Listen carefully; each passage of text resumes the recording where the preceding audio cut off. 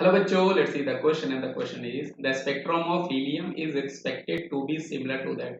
मतलब आपका जो बेटा हीलियम का स्पेक्ट्रम है वो आपके इसमें से कौन से स्पीशीज के सिमिलर होगा। तो बेटा स्पेक्ट्रम जो होते हैं वो मेनली आपके नंबर ऑफ इलेक्ट्रॉन्स पे डिपेंड किया करते हैं। अगर मैं हीलियम की बात करूं तो हीलियम के पास बेटा यहाँ पे जो आपके पास नंबर ऑफ इलेक्ट्रॉन होंगे वो आपके पास यहाँ पर 2 है। तो आपको यहाँ पर ये देखना है कि हमारे पास यहाँ पे जो भी ऑप्शन है इस केस के पास नंबर ऑफ इलेक्ट्रॉन आपके पास 2 हैं, क्योंकि इलेक्ट्रॉन ही बेटा आपके एक्साइट होते हैं, फिर वो आपके डी एक्साइट होते हैं, वो जंप कर रहे होते हैं, हमें रेडिएशन इमिट कर रहे होते हैं, रेडिएशन को एब्जॉर्ब कर रहे होते हैं। यही पूरा कॉन्सेप्ट हमारा फिर स्पेक्ट्रम में लगता है। इसलिए हमें नंबर ऑफ इलेक्ट्रॉन के बेसिस में इसका क्वेश्चन को सॉल्व करेंगे। जिस केस में आपका नंबर ऑफ इलेक्ट्रॉन सेम हो जाएगा उसका स्पेक्ट्रम सेम हो जाएगा। तो हाइड्रोजन में बेटा आपके पास नंबर ऑफ इलेक्ट्रॉन तो 1 होंगे। सोडियम है तो इसके पास नंबर ऑफ इलेक्ट्रॉन बेटा आपका 11 होगा। लिथियम प्लस की अगर मैं बात करूं तो लिथियम के पास जो आपके पास नंबर ऑफ इलेक्ट्रॉन होते हैं बेटा आपके पास 3 होते हैं।